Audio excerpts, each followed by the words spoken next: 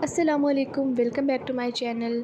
आज की वीडियो में मैं आपको बताऊंगी कि आप लोग किस तरह से एमडी कैट की प्रिपरेशन करते हुए अपने एमडी कैट के लेक्चर्स और अपने टेस्ट को मैनेज कर सकते हैं। क्योंकि बहुत सारे स्टूडेंट्स के कमेंट्स आ रहे थे कि हम लोगों से मैनेज नहीं होता कि हम लोग एक दिन में लेक्चर्स भी लें, फिर लेक्चर्स रिवाइज़ भी करें और उसके बाद हम लोग टेस्ट की प्रिपरेशन भी करें। तो आज मैं आप लोगों को ईजीएस्ट वे बताऊँगी जिससे आपकी ये मुश्किल आसान हो जाएगी और आप लोग ईज़िली अपना टेस्ट भी प्रिपेयर कर सकेंगे और अपने लेक्चर्स भी रिवाइज़ कर सकेंगे। सो अगर आप लोगों ने मेरी पिछली वीडियोस देखी हैं, आप लोग मेरी वीडियोस को फॉलो करते आ रहे हैं, तो मैंने अपनी वीडियोस में बहुत दफ़ा बताया है कि आपको एमडी कैट में जब आप एमडी कैट की तैयारी कर रहे हैं तो आपने रिवीजन किस तरह से करनी है। मैंने आपको सिर्फ एक रिवीजन नहीं बताई कि आपने जब सिलेबस कवर कर लिया तो आपने 1 मंथ या 20 डेज़ में अपनी रिवीजन कर ली। मैंने आपसे कहा था कि जिस टाइम आप एमडी कैट की प्रिपरेशन स्टार्ट कर रहे हैं तभी आपने अपनी रिवीजन भी स्टार्ट कर देनी है, ठीक है।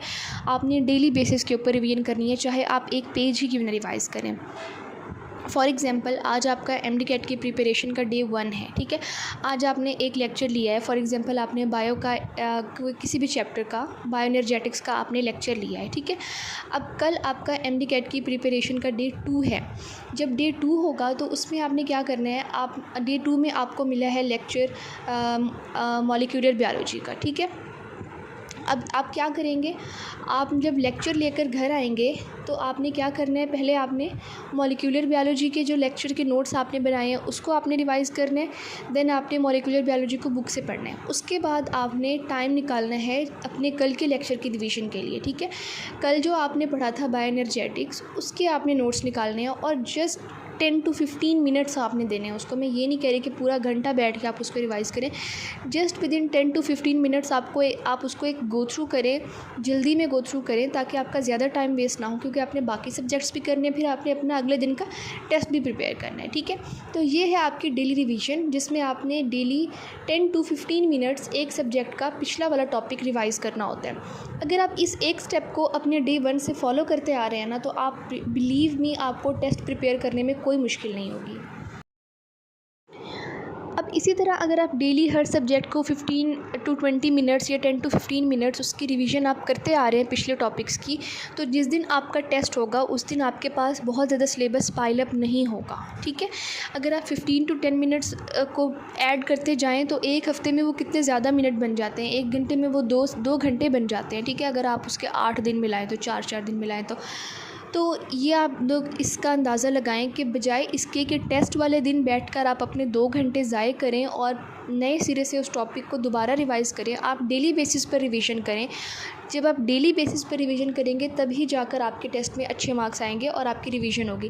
फिर जब आप डेली रिवीजन करने के बाद टेस्ट वाले दिन रिवीजन करने बैठेंगे पिछले सारे सिलेबस की, तो टेस्ट में बेशक आपका बायोएनर्जेटिक्स भी डाल दिया जाए, मॉलिक्यूलर बायोलॉजी भी डाल दिया जाए और भी आपने कुछ पढ़ लिया तो वो भी ऐड कर दिया जाए, क्योंकि आपने तो सारे रिवाइज़ किए हुए हैं ना रोज़ाना की बेसिस पर। तो आपको टेस्ट प्रिपेयर करने में अगर पहले 2 घंटे या 3 घंटे लग रहे थे तो अब आपको उसका हाफ़ टाइम लगेगा। तो ये फ़ायदा होता है डेली रिवीजन करने का। तो अगर अभी तक आप डेली रिवीजन नहीं कर रहे थे तो प्लीज़ अपने स्केड्यूल में डेली रिवीजन ज़रूर ऐड करें, ठीक है। पिछला टॉपिक आपने 10 to 15 मिनट्स के लिए ज़रूर रिवाइज़ करना है और सिर्फ 10 to 15 मिनट्स देने हैं, ज़्यादा आपने टाइम नहीं देना। तो अब आपने किस तरह से करना है, फॉर एग्ज़ाम्पल आपके 4 से 5 घंटे चले जाते हैं एकेडमी में, या फिर जो बच्चे घर बैठकर एमडी कैट की प्रिपरेशन कर रहे हैं उनके 4 से 5 घंटे चले जाते हैं लेक्चर्स लेने में, ठीक है। तो उसके बाद आपके पास 24 घंटों में से बचते हैं 19 घंटे, ठीक है। 19 घंटे कर लें या 18 घंटे कर लें। 18 घंटे में से 2 घंटे आपने निकाल लिए हैं रेस्ट करने के और 6 घंटे आपने निकाल लिए हैं किसके, 6 घंटे आपने निकाल लिए हैं नींद के। तो ये आपके पास बच के टोटल 10 घंटे, ठीक है। अब आपके पास पढ़ाई करने के लिए टोटल 10 घंटे हैं सेल्फ़ स्टडी करने के लिए। इसमें से आप खाना खाने के लिए और नमाज़ पढ़ने के लिए जो आप टाइम निकालते हैं, चले आप उसमें से भी 2 घंटे निकाल दें, ठीक है। तो फर्दर आपके पास बचते हैं पूरे 8 घंटे, ठीक है। अब 8 घंटों में आपने फुल फोकस्ड होकर पढ़ाई करनी है।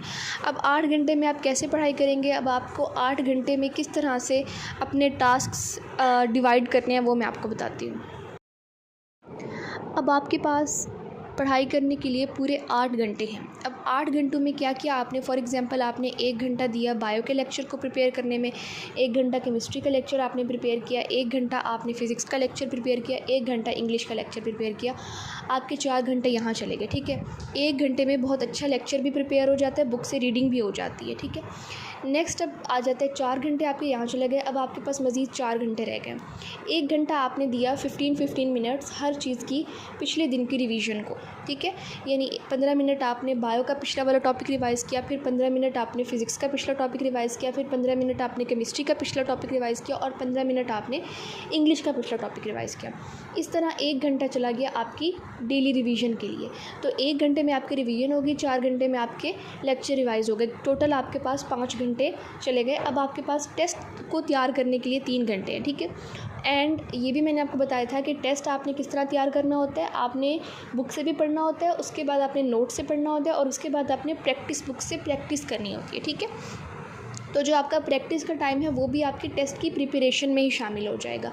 जिस दिन आपका टेस्ट ना हो उस दिन आपके पास 3 घंटे बचते हैं प्रैक्टिस करने के लिए। ठीक है, ये उन स्टूडेंट्स के लिए जो कहते हैं कि अगर हम लोग लेक्चर्स रिवाइज़ करते हैं तो फिर हमारे पास प्रैक्टिस का टाइम नहीं बचता। ठीक है, तो अब यकीनन हर एकेडमी में आई थिंक MD-CAT के जो भी स्टूडेंट्स हैं उनके टेस्ट स्टार्ट हो गए होंगे, तो आपके पास 3 घंटे हैं टेस्ट तैयार करने के लिए।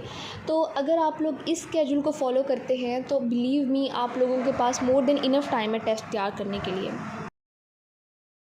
तो बच्चों, अगर ये वीडियो आपके लिए हेल्पफुल है तो इसे अपने फ्रेंड्स के साथ भी शेयर कर दें। मज़ीद अगर आपका अपने टाइम टेबल से रिलेटेड कोई क्वेश्चन है तो आप कमेंट्स में ज़रूर पूछ सकते हैं। थैंक यू, अल्लाह हाफ़िज़।